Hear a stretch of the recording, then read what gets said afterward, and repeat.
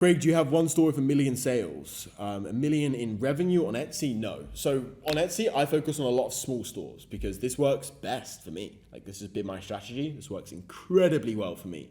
Big stores, they catch, like, too many people pay attention to them, basically. And it just kind of, based upon the growth that I've seen with Etsy's, they kind of favor medium stores over really big stores. Like, if you run a good medium store, we're talking like 30 to 50K revenue a month.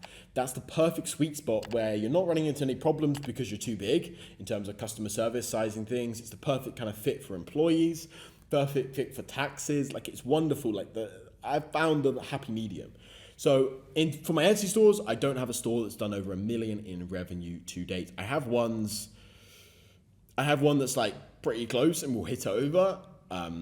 This probably in like 2 months he'll hit over, because before we get to Q4 it should hit it, because it's at like 8 now. So we'll see. It should hit it very, very soon. But in terms of the Shopify side of things, yeah, like I have multiple stores that have hit.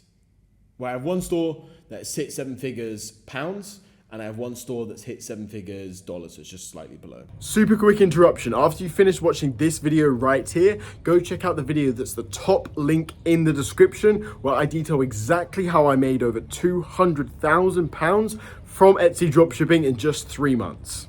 Go check it out, but watch this video first.